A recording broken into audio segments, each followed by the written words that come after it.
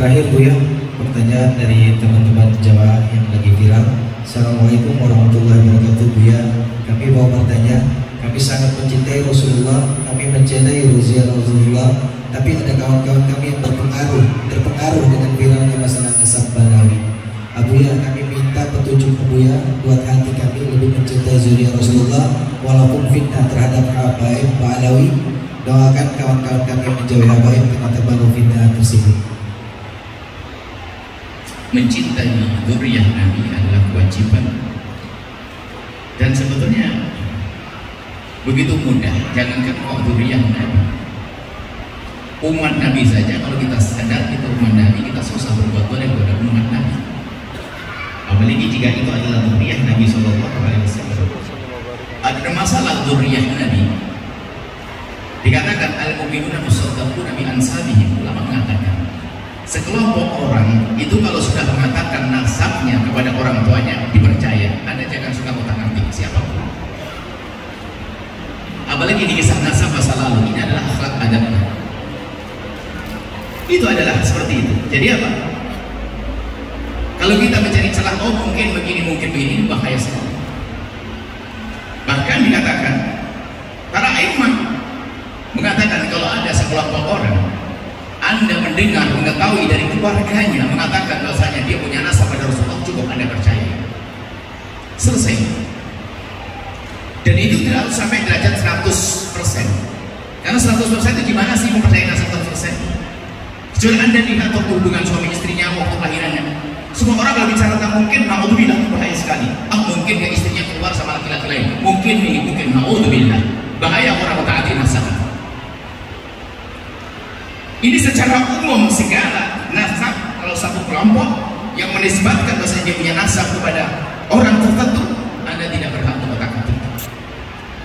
Ini siapapun nasabnya, siapapun, apalagi kepada baginda Nabi SAW.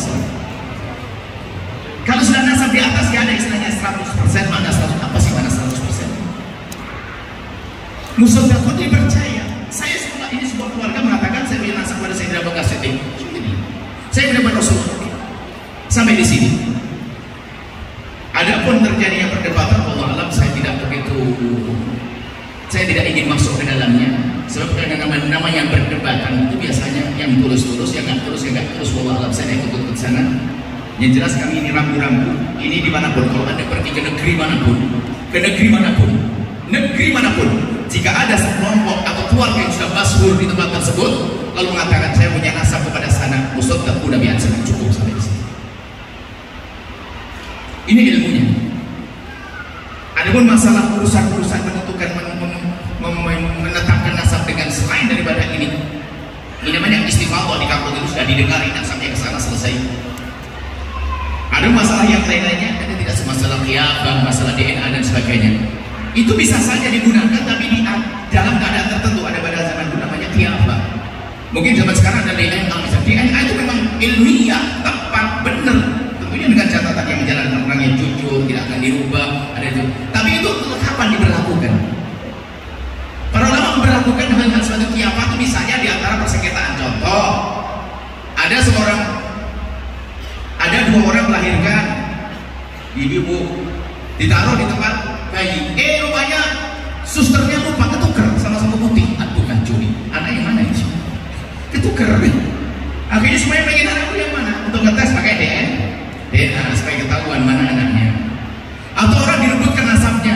Ini direbut nasabnya ini di sini. Kira-kira menetapkan nasabnya siapa? Bukan ngotak-atik nasab yang sudah ada, bukan.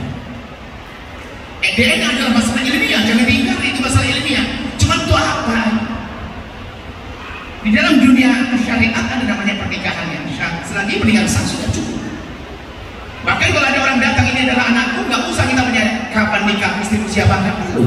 Cukup dia mengatakan ini anakku, kita percaya, selesai. Selagi akal tidak mengingkarinya. Misalnya ada orang ngaku itu anakku, dia lebih tua, kan bohong. Sederhana sebetulnya, makanya perdebatan yang panjang itu bagi kami adalah unik. Apa yang harus semacam itu? Dari dua belah pihak kan sampaikan dia sudah selesai, jangan dibahas. Umat jadi bingung. Dan saya tidak mengerti apakah omongan kami nanti dibilang, terserah Anda mau bilang saya tidak mengerti dan sebagainya. Saya bukan urusan dengan Anda yang mengatakan saya tidak mengerti. Akan tapi saya punya kewajiban bahwasanya jika Anda mengatakan bahwasanya saya ada anak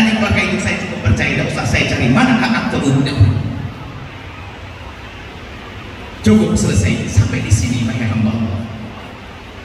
Ingat, dzurriyyah Nabi SAW agung. Dzurriyyah Nabi Muhammad adalah mulia. Kalau permasalahannya Anda marah dengan sebagian dzurriyyah Nabi misalnya, tidak boleh Anda menjadikan marah kepada semua dzurriyyah Nabi. Marah satu orang mungkin kesalahannya, namanya manusia, dia bukan maksud. Anggap saja kalau ada anak-anak yang bandel masa Anda sembunyikan, enggak.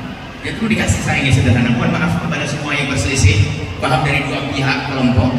Kebetulan pertanyaan baru sekarang, saya tidak pernah membongkar masalah ini, kecuali ditanyakan begini.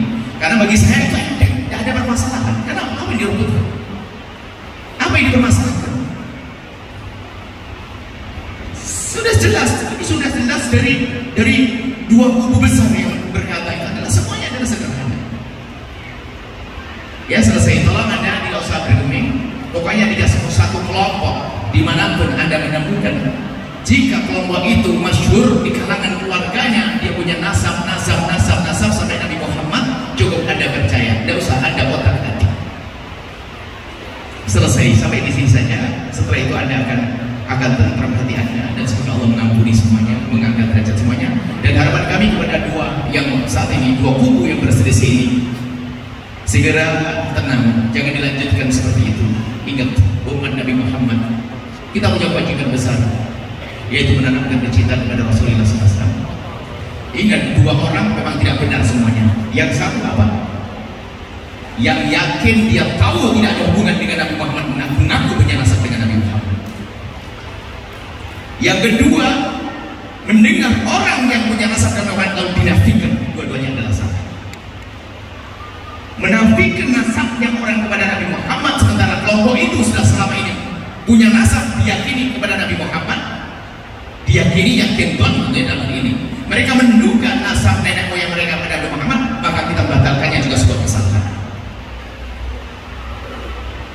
Atau orang tahu dia tahu dari kemarin nasab saya ke sini, dia ngomong itu bos ngaku Nabi Muhammad juga boleh.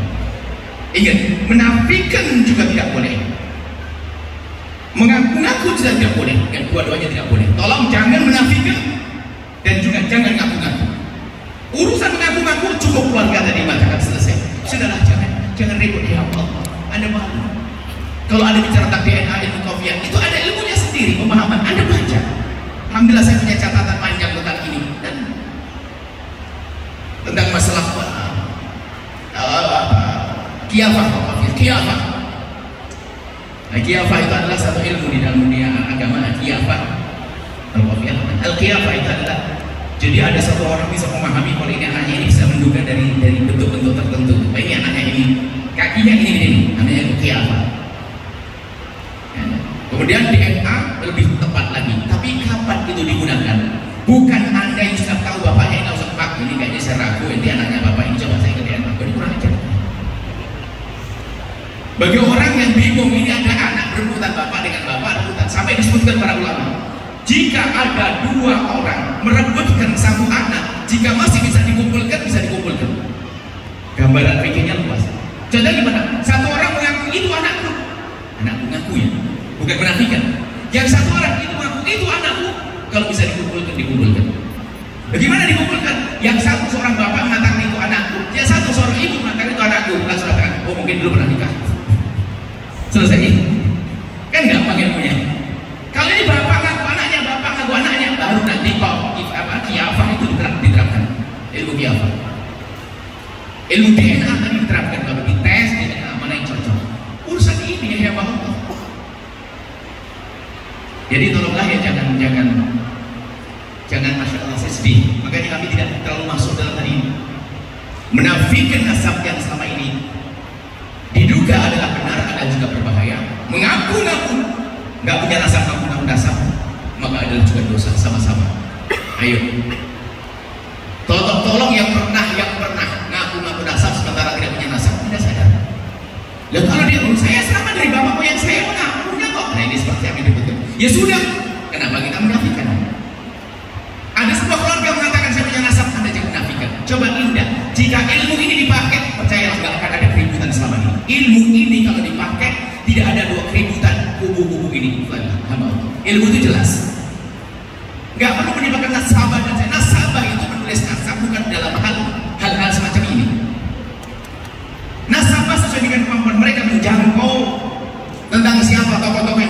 dan seterusnya. Tapi dalam hal menentukan nasab sudah sangat sederhana. Semua orang dipercaya tentang nasabnya selama ini dia punya. Selesai. Jangan, mohon maaf. Ada pun permasalahan pernah ada kelompok ahli bait yang dinafikan di sebuah negara, pernah ada gonjang ganjing ada, tapi selesai, gonjang ganjing ada, selesai. Tapi kami hadirkan di sini, ya Allah, ini penutup, tolong panjang saya jawabnya. Sudahlah, berhentilah Anda merebutkan itu semuanya. Merebutkan selagi sebuah keluarga mengatakan dirinya keluarga besar, bukan 1-2 orang. 1-2 orang bisa diragukan. Ini keluarga banyak di sini. Mengatakan bahwasanya dia punya nasab kepada baginda Nabi, sudah selesai. Anda berasangka baik kepada ini semuanya, kemudian damai setelah itu. Indah. Wallahu a'lam bishawab.